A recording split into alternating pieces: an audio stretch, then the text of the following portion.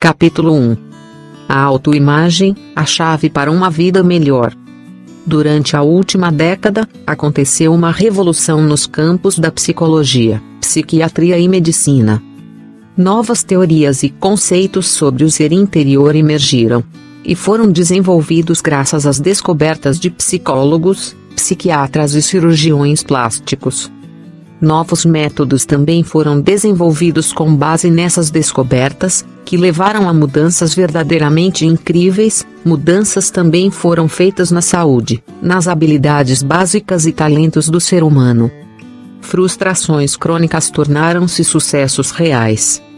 Os estudantes fracassados foram transformados em estudantes de primeira classe em alguns dias, e sem a necessidade de aulas extras.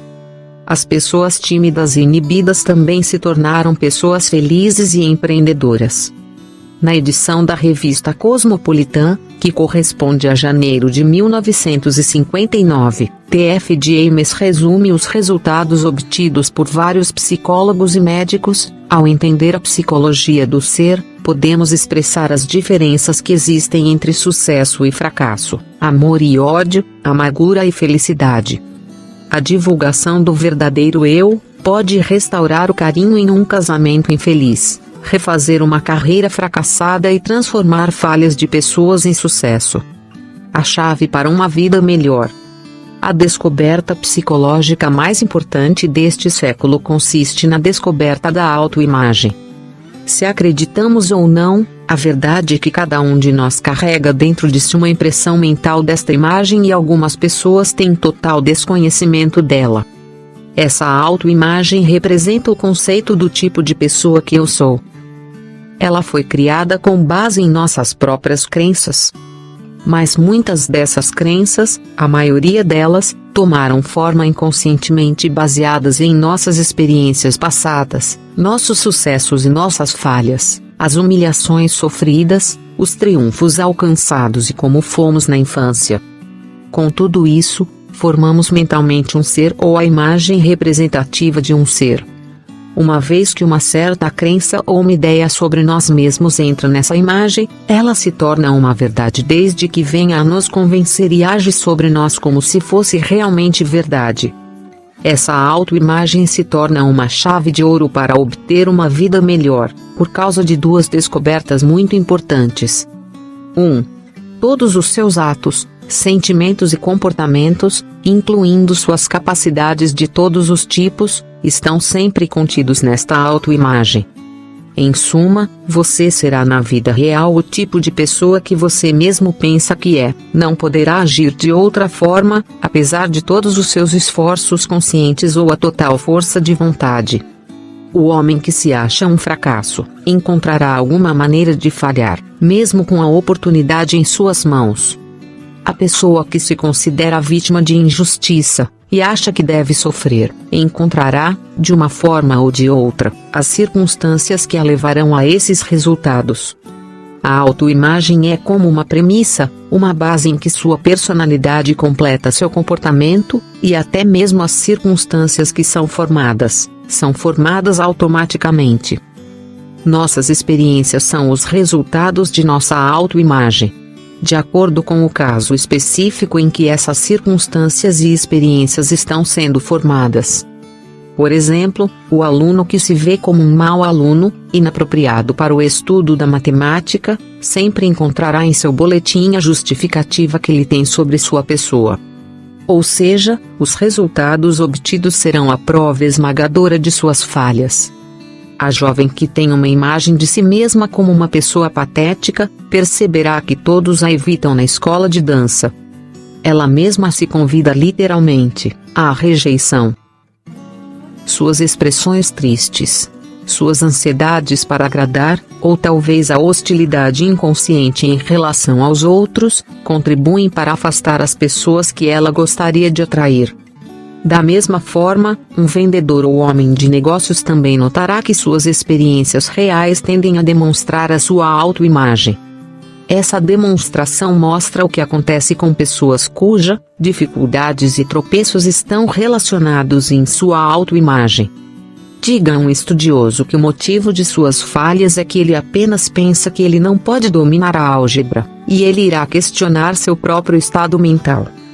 No entanto, como veremos mais adiante, uma vez que tenham sido orientados a mudarem suas autoimagens, algumas pessoas tiveram mudanças quase milagrosas.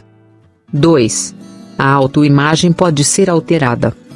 Numerosos casos mostraram que o indivíduo nunca é muito novo ou muito velho para que não possa mudar sua autoimagem e, portanto, empreender um novo tipo de vida. Uma das razões pelas quais parece ter sido mais difícil para uma determinada pessoa mudar seus hábitos, personalidade e modo de vida era que quase todos os esforços que ela fazia para operar a mudança, costumavam direcioná-las para a circunferência do ser, e não o centro dele.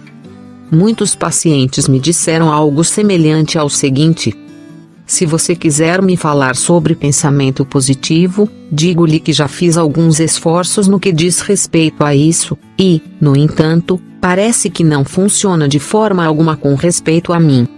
No entanto, após um ligeiro interrogatório, descobrimos que esses indivíduos não usaram o pensamento positivo, e nem tentaram usá-lo em relação a circunstâncias particulares ou relacionadas a um determinado hábito ou defeito. Eles nunca pensaram em mudar suas ideias com respeito ao seu eu, o que definitivamente é o motor que tem para impelir-nos a alcançar essas coisas. Jesus disse que é um absurdo colocar um pedaço de pano novo em um vestido antigo, ou encher os odres velhos com vinho novo. O pensamento positivo não pode ser usado como remendo na autoimagem antiga. É impossível tentar colocar algo positivo sobre uma situação, pensando em algo negativo sobre nós mesmos. Inúmeros experimentos demonstraram que, uma vez que a mudança em si é alcançada, os outros novos conceitos são alcançados facilmente e sem esforço. Um dos primeiros e mais convincentes experimentos realizados neste assunto foi liderado pelo falecido Prescott Leck, um dos pioneiros da psicologia da autoimagem. Leck concebeu a personalidade como um sistema de ideias. Ideias que não parecem compatíveis com o sistema são rejeitadas. Por outro lado, as ideias que parecem compatíveis com o sistema são aceitas imediatamente, exatamente no centro do sistema de ideias. Como uma pedra é a base sobre a qual tudo é construído, o ego constrói a autoimagem da pessoa ou o conceito de si próprio. Leck era professor e teve a oportunidade de experimentar sua teoria entre milhares de estudantes. Leck afirmou em sua teoria de que, se um aluno tivesse dificuldade em aprender um determinado assunto, deve ser porque, do ponto de vista do aluno, ele não consegue aprender. Leck teve a opinião, no entanto, que, se o conceito de autoimagem do aluno fosse mudado, sua atitude em relação à disciplina seria positiva. Se conseguimos transformar a alta definição do aluno, também poderemos mudar sua capacidade em relação aos estudos. Isso foi provado pela experiência. Aqui estão alguns casos: um aluno que escreveu mais de 55 palavras erradas de cada 100 e foi reprovado, fez uma média geral de 95 palavras certas de cada 100, tornando-se um dos melhores ortográficos da escola. Um certo menino que foi expulso de uma faculdade por causa de suas notas baixas, entrou na Universidade de Columbia e lá se tornou um dos melhores estudantes. Uma garota que havia sido reprovada 4 vezes seguidas em latim, após ter 3 conversas com o conselheiro da escola, acabou obtendo uma nota alta no assunto indicado. Um menino que foi informado que não tinha habilidades de inglês, no ano seguinte ganhou uma menção honrosa em um concurso literário. A dificuldade de todos esses alunos não era que eles não possuíssem habilidades básicas de estudo, mas tinham uma autoimagem inadequada. Para aqueles que estão interessados em aprender mais sobre o trabalho de Leck, eu recomendo que você adquira uma cópia do livro do autor. Leck também usou o mesmo método para curar estudantes de hábitos, tais como roer unhas e gagueira. Nos meus livros, os casos clínicos são registrados como convincentes e de acordo com o que foi dito aqui. Aqui estão alguns deles. Um homem que tinha medo de pessoas estranhas e quase não saía de casa, agora ganha vida como orador público. Um vendedor que já havia feito uma carta de demissão porque achava que não tinha nascido para vender, 6 meses depois tornou-se o número 1 entre uma equipe de 100 vendedores. Um padre que estava desistindo do seu ministério por causa da angústia de ter que preparar um sermão todas as semanas, voltou a dar seus sermões semanais com alegria e não se sente mais angustiado. Como um cirurgião plástico se interessou pela psicologia da autoimagem. Ao julgar de fora, parece não haver ligação entre a cirurgia e a psicologia. No entanto, foi o trabalho do cirurgião plástico que confirmou a existência da autoimagem. Quando aconteceu, alguns problemas começaram a aparecer, descobertas importantes no campo da psicologia. Quando comecei na prática da cirurgia plástica, fiquei impressionado com as mudanças súbitas e dramáticas que foram feitas no caráter e personalidade do paciente a quem um defeito facial foi corrigido. Houve muitos casos nos quais eu descobri que, mudando a imagem física de um indivíduo, costumávamos criar uma nova pessoa também. Em um caso, depois do outro, o bisturi que segurava em minhas mãos tornou-se uma varinha mágica que não só transformou a aparência do paciente, mas também a vida inteira dele. Os tímidos e inibidos tornaram-se audaciosos e corajosos.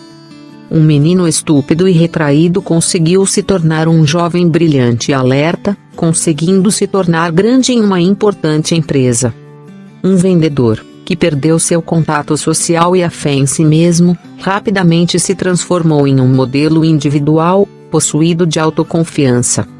Mas, pode ser que o caso mais impressionante seja constituído por um criminoso que mudou em 15 dias sua conduta incorrigível. Nunca havia mostrado o menor desejo de mudar, porém tornou-se um prisioneiro modelo e ganhou um pedido judicial, chegando a fundar um cargo responsável na sociedade.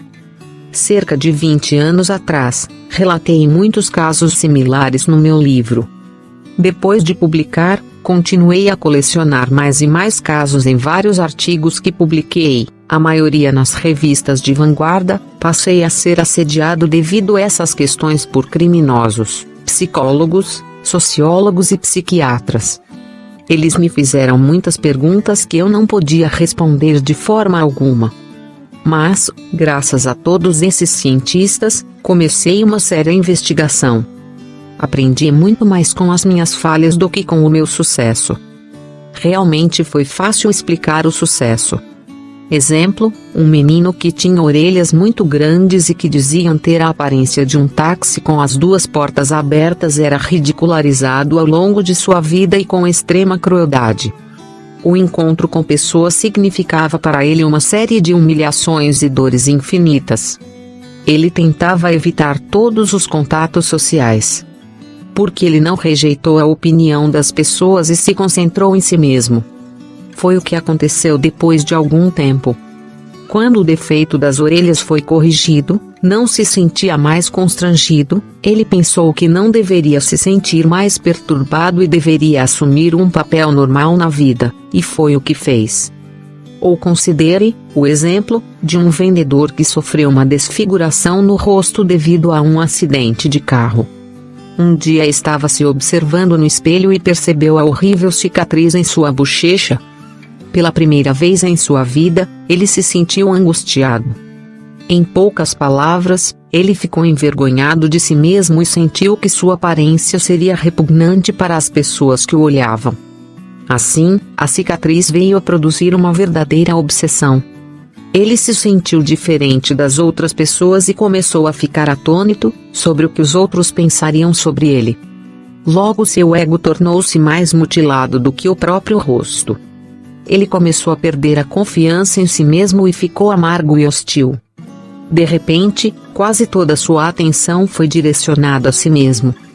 Portanto, 15 dias depois de ter corrigido a desfiguração do rosto, a atitude desse homem em relação à vida, bem como suas perspectivas e sentimentos sobre ele, mudou totalmente, tornando-se um indivíduo triunfante em seu trabalho. O que podemos dizer, no entanto, sobre os indivíduos que não sentem nenhuma mudança? havia uma duquesa que teve uma vida tímida por causa de uma enorme verruga no nariz. Depois de fazer uma cirurgia, ficou com um nariz clássico, dando-lhe um rosto verdadeiramente lindo. Porém, ela continuou a desempenhar o papel de feia, de alguém que nunca poderia olhar para outra pessoa cara a cara. Se o bisturi, por si só, fosse mágico, como não obteve resultados benéficos em relação à duquesa? O que podemos dizer sobre outras pessoas que adquiriram novos rostos e continuaram a usar a mesma personalidade antiga? Como podemos explicar as reações de outros indivíduos que insistem que a cirurgia não os fez sentir diferença alguma em relação aos seus aspectos? Todo cirurgião plástico conheceu experiências do tipo e provavelmente se sentirá perturbado por elas. Não importa quão drástica seja a mudança na aparência de certas pessoas, elas sempre insistem que eu me vejo mesmo que antes, você não fez absolutamente nada para mim. Amigos, mesmo a família desses ex-pacientes, podem mal reconhecê-los, podem se sentir entusiasmados com a beleza adquirida recentemente por eles. No entanto, o próprio paciente insiste que ele só pode observar uma leve melhora, quase nenhuma, e, de fato, chega até a negar que alguma alteração tenha sido feita. A comparação entre as fotografias antes e depois também não consegue convencê-lo e é muito provável que eles tenham origem a sentimentos de hostilidade. Por alguma estranha alquimia mental, o paciente irá argumentar: naturalmente, vejo que não tenho mais a verruga no nariz, mas meu nariz ainda parece o mesmo. Ou essa outra racionalização: você pode não ver mais a cicatriz, mas ela ainda está lá. As cicatrizes que produzem orgulho em vez de vergonha. Há outro problema em relação à investigação da autoimagem acima mencionada, e isso é apoiado pelo fato de que nem todas as cicatrizes desfigurantes produzem vergonha e humilhação. Quando estive na Alemanha, como jovem estudante de medicina, vi muitos outros estudantes orgulhosamente exibindo suas cicatrizes, com mais orgulho que um americano ao usar uma medalha de honra. Os duelistas constituíam a elite da sociedade facultativa e uma cicatriz no rosto era considerada como um emblema que demonstrava que o sujeito que a possuía era um homem de alta masculinidade. O mistério da feiura imaginária. Para uma pessoa que se sente infeliz com um defeito congênito ou que sofre uma desfiguração facial em um acidente, a cirurgia plástica pode parecer cheia de virtudes mágicas. E, de acordo com esses casos, seria normal deduzir que para curar todas as neuroses, medos etc., seria suficiente aplicar cirurgia plástica, a fim de destruir e remover todos os defeitos do corpo humano. Portanto, de acordo com essa teoria dedutiva, todas as pessoas com faces normais seriam perfeitas e completamente livres de qualquer impedimento, todos eles deveriam ser felizes, confiantes e sem sentimentos de ansiedade e sofrimento. Mas sabemos muito bem que isso não é verdade. Geralmente mulheres de 35 a 45 anos, estão convencidas de parecer velhas, mesmo que a aparência delas seja normal e muitas vezes extraordinariamente atraente. Há também muitas jovens que estão convencidas de que são feias apenas porque suas bocas, narizes ou bustos não têm as medidas exatas da rainha cinematográfica da moda. Há alguns homens que acreditam que suas orelhas são muito grandes ou têm um nariz excessivamente longo. Nenhum cirurgião plástico com ética real ousaria fazer uma operação para esta classe de pessoas, mas, infelizmente, os médicos charlatães, que nenhuma associação médica deve admitir como membros, não possuem essas éticas. A feiura imaginária é mais comum do que parece ser. Uma estatística recente, realizada entre estudantes de uma faculdade, mostrou que 90% deles não estavam satisfeitos com suas aparências. No entanto, pesquisas similares mostraram que aproximadamente a mesma porcentagem entre nossa população encontra uma razão ou outra para ter vergonha de sua imagem corporal. Essas pessoas reagem exatamente como se tivessem uma desfiguração real. Na realidade, elas sentem a mesma vergonha e têm os mesmos medos e ansiedades. Suas habilidades para viver de forma completa e intensa são muitas vezes bloqueadas pelo mesmo tipo de barreiras psicológicas que impedem que os verdadeiros pacientes tenham uma vida feliz. Suas cicatrizes, embora mentais e não físicas, atuam verdadeiramente. A autoimagem, o verdadeiro segredo. A descoberta da autoimagem explica as aparentes discrepâncias que discutimos. O segredo é este. Para realmente viver, isto é, para encontrar uma vida razoavelmente satisfatória, você deve ter uma autoimagem adequada e realista de sua existência. Deve ser considerado aceitável para si próprio. Deve possuir autoestimulação completa. Deve possuir um poder íntimo em que possa acreditar e confiar. Deve não se envergonhar e terá que sentir-se livre para expressar suas ideias de maneira criativa em vez de escondê-las. Você deve ter um eu que corresponda à realidade, para que você possa se comportar de forma eficiente em um mundo real. Você deve conhecer seus pontos fortes e fracos e ser honesto consigo mesmo em tudo o que lhe interessa. Sua autoimagem deve consistir em uma aproximação do seu eu interior. Quando esta autoimagem está intacta e segura, o sujeito se sente bem. Quando está ameaçada, se sente ansioso e inseguro. Quando for adequado, o indivíduo pode e deve se orgulhar disso e, então, não haverá dúvidas de que ele tem uma autoconfiança completa. Você será liberado para se expressar e ser você mesmo.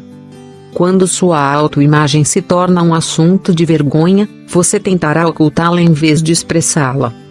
A expressão criativa fica cercada em todos os lugares e você se tornará uma pessoa hostil e difícil de lidar.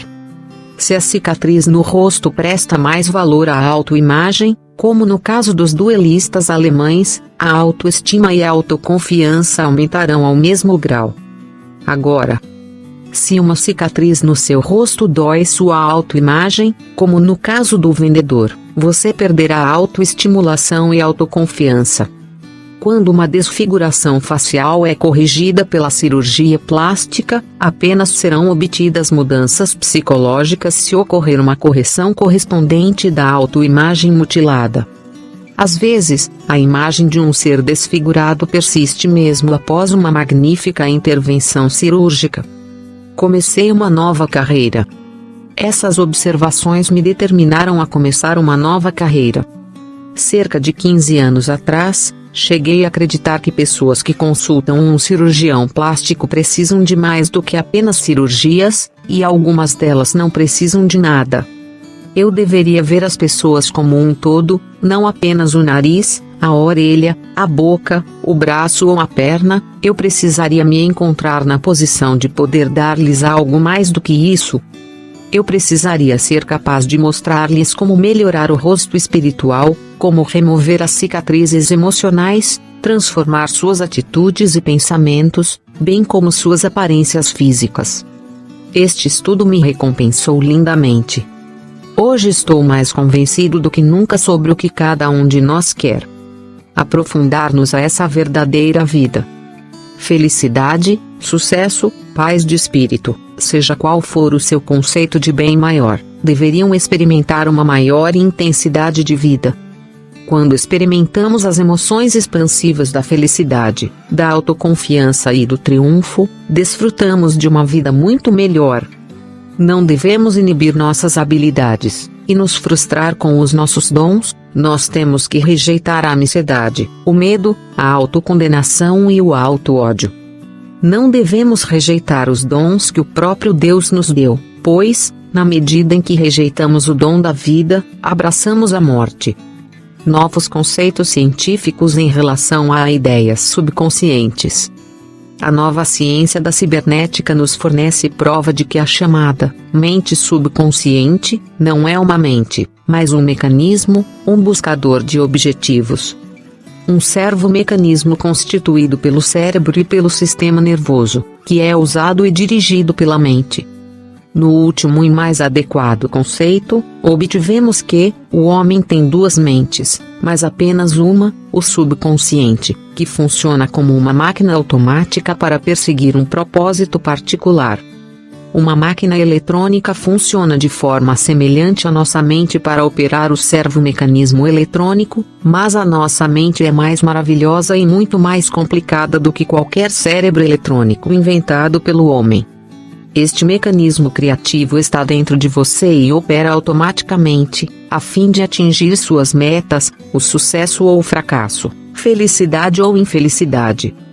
Dependerá dos efeitos que você quer atingir no seu coração. Coloque propósito positivo e funcionará como mecanismo de sucesso. Como qualquer outro mecanismo, o servo deve ser preparado para trabalhar por um objetivo específico, claramente definido. Os objetivos que nosso mecanismo criativo irá alcançar serão aqueles que estão de acordo com nossas imagens mentais, aquelas que criamos com a nossa imaginação. A autoimagem é o objetivo-chave.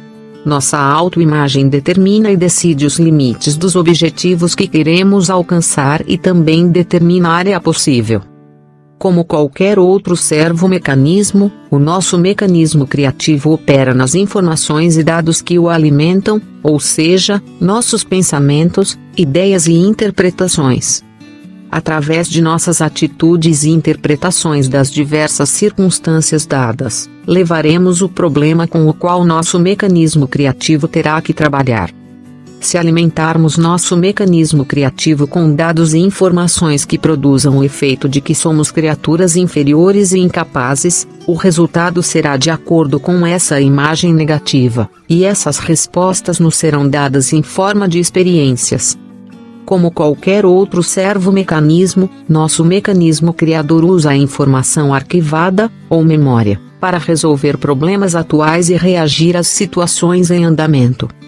Para iniciar a intensidade vital da vida, teremos que, antes de tudo, aprender algo sobre este mecanismo criativo que existe dentro de nós.